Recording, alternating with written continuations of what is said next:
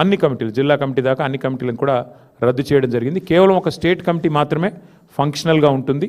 ఆ state committee ఆధ్వర్యంలో membership కార్యక్రమానికి పోతాం. రాష్ట్ర వ్యాప్తంగా మరి ఈ మెంబర్షిప్ కార్యక్రమాన్ని కూడా రెండు మార్గాల్లో చేస్తాం.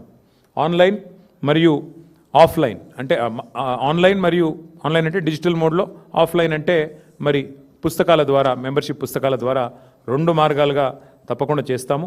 మా ఆలోచనల్లో ఒకటే, రాశి కంటే వాసి ముఖ్యం.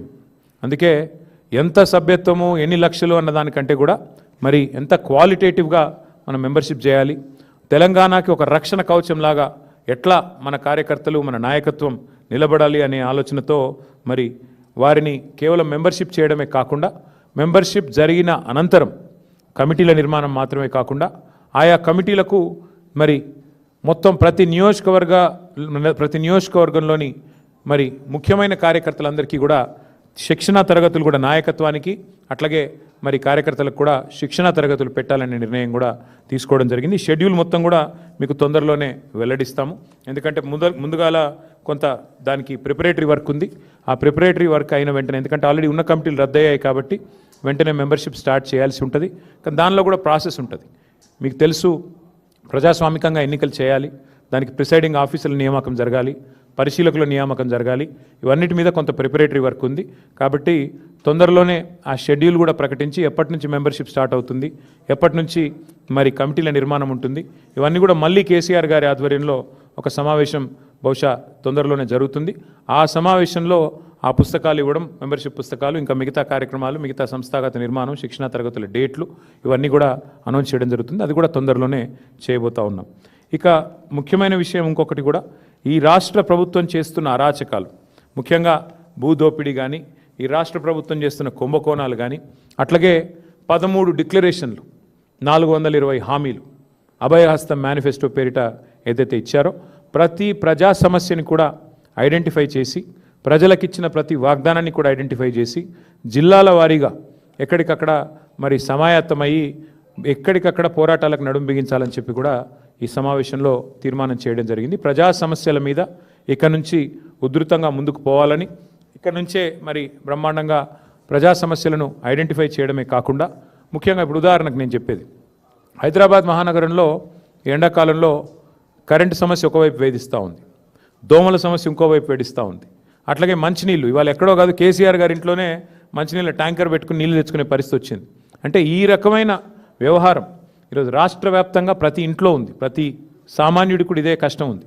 కాబట్టి ఈ ప్రభుత్వం వచ్చినాక కుప్పకూలిపోయిన వ్యవస్థలు, మరి ప్రజలకు ఉన్న అవస్థలు, ఇవన్నిటిని దృష్టిలో పెట్టుకొని జిల్లాల వారీగా ఎక్కడికక్కడ మరి మా నాయకత్వం సమావేశం అవుతుంది. జిల్లాల వారీగా మా నాయకులందరూ కూడా సమన్వయం చేసుకొని ఇష్యూస్ ఐడెంటిఫై చేసుకొని ముందుకు పోవాలని చెప్పి పెద్దలు కేసీఆర్ గారు మాకు సూచించడం జరిగింది. సో బ్రాడ్గా ఈ సమావేశంలో తీసుకున్న నిర్ణయాలు నేను మీకు వివరించే ప్రయత్నం చేశాను. వాటి విషయంలో ఏమన్నా మీకు అనుమానాలు కానీ ఇంకేమన్నా ప్రశ్నలు కానీ ఉన్నట్టయితే, ఉన్నవాళ్ళు పోతే కొత్త వాళ్ళు రావాలి కదా బ్రదర్. అంటే టాప్ టు బాటమ్ కాదు Ravi, top to bottom booth committee నుంచి ఇవాళ మొత్తం అన్ని డిస్ట్రిక్ట్ కమిటీల దాకా అన్ని రద్దయినాయి. కేవలం ఒక స్టేట్ కమిటీ మాత్రమే ఫంక్షనల్ ఉంటుంది. ఎందుకంటే అది కూడా రీకాన్స్టిట్యూట్ చేయాల్సి ఉంటుంది తర్వాత. బట్ ఇప్పుడు ఎందుకు లైవ్ ఉంటుందంటే, మేము మెంబర్షిప్ పర్యవేక్షించడానికి స్టేట్ లెవెల్ కమిటీ ఉండాలి కాబట్టి వారందరూ కూడా పర్యవేక్షణకు, అట్లాగే ఎన్నికలు ప్రతి నియోజకవర్గానికి అబ్జర్వర్లను, కోఆర్డినేటర్లను కూడా నియమిస్తాం. ఏది మెంబర్షిప్కి, కమిటీలకి. ప్రతి కాన్స్టిట్యున్సీకి కూడా మరి స్పెషల్గా స్టేట్ పార్టీ నుంచే కోఆర్డినేటర్లను పంపిస్తాం. కాబట్టి దానికోసం స్టేట్ కమిటీ ఒకటి లైవ్ ఉంటుంది. మిగతా అన్నీ కూడా రద్దయినాయి. ఆ తర్వాత ఇప్పుడు కొత్తగా ఏర్పాటు చేసుకునే మెంబర్షిప్ కార్యక్రమం, ఆ తర్వాత మళ్ళీ మనకి కమిటీలు, ఆ కమిటీల తర్వాత కొత్త జిల్లా పార్టీ అధ్యక్షులు. దానికి ఒక ఫార్మాట్ ఉంది. ప్రిసైడింగ్ ఆఫీసర్ నియామకం చేయాలి, ఎవరైనా పోటీ పడదలుచుకుంటే పోటీ పడవచ్చు, ఆ రకంగా ముందుకు పోవాలి. కాబట్టి ఆ ప్రక్రియ మొత్తం సాఫీగా కొనసాగడానికి స్టేట్ పార్టీ ఆధ్వర్యంలో ఇక్కడ పెద్దలు రావుల చంద్రశేఖర్ రెడ్డి గారు ఉన్నారు, పర్యాద కృష్ణమూర్తి గారు, ఎల్ రమణ గారు, ఇంకా చాలామంది పెద్దలు ఉన్నారు. వారందరూ కూడా కూర్చొని కొంత వర్క్ చేసి దీన్ని ముందుకు తీసుకుపోవాలని చెప్పి పార్టీ అధ్యక్షులు ఆదేశించడం జరిగింది.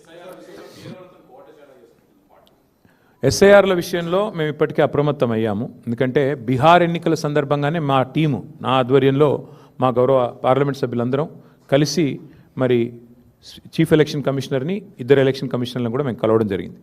మా విజ్ఞప్తి మేరకే ఎస్ఐఆర్లో కొన్ని మార్పులు చేర్పులు కూడా వారు చేశారు. బూత్ లెవెల్ ఏజెంట్స్ అపాయింట్మెంట్ కూడా నిజంగా చెప్పాలంటే ఇది బీఆర్ఎస్ ఆ రోజు ప్రతిపాదించిందే. ఇక్కడ ప్రతి గ్రామంలో ప్రతి పార్టీకి నాయకత్వం ఉంటుంది, బూత్ లెవెల్లో కూడా ఉంటుంది. కాబట్టి మీరు మాకు అవకాశం ఇవ్వండి, కొత్త చేర్పులు కానీ ఏమైనా డిలీషన్లు కానీ ఉంటే పారదర్శకంగా చేయండి అని చెప్పి మేము ఆ రోజు ఢిల్లీలో పోయి విజ్ఞప్తి చేశాం. దానికి అనుగుణంగా వారు స్పందించారు, అది మార్పు చేశారు. మేము కూడా బూత్ లెవెల్ ఏజెంట్ల నియామకం ఇప్పటికే దాదాపుగా మరి 90 నియోజకవర్గాల్లో పూర్తయింది. ఇక మిగతా ఒక 20-25 నియోజకవర్గాల్లో పూర్తి చేయాలి. అది కూడా రాబోయే 2-3 రోజుల్లో చేస్తాము. చేసి BLA అంటారు బూత్ లెవెల్ ఏజెంట్లు, అఫీషియల్గా BLO ఉంటారు బూత్ లెవెల్ ఆఫీసర్. వారితో సమన్వయం చేసుకుని పారదర్శకంగా ఈ ప్రక్రియ సాగడానికి మా పార్టీ వైపు నుంచి విజిలెంట్గా ఉండాలని చెప్పి మా పార్టీ అధ్యక్షులు సూచించారు. దానికి అనుగుణంగా ముందుకు నడుస్తాం. రాశి కంటే వాసి ముఖ్యమని నేను అన్నాను. అంటే ఏదో పేరుకి 1,00,000 దాటింది 2 లక్షలు దాటింది అన్నట్టు కాకుండా చాలా క్వాలిటేటివ్గా పని చేయండి అని చెప్పి మా అధ్యక్షుల వారు సూచించారు. దానికి అనుగుణంగా మా ఆలోచన ఏమి అంటే తప్పకుండా ఎక్కువ ఎంత ఇప్పుడు నాకు రమణ గారికి పోటీ పెట్టుకొని ఆయన 1,00,000 అంటే నేను 1,10,000 అట్లా కాకుండా నిజంగా నికరంగా నికార్స్గా ఎంతైతే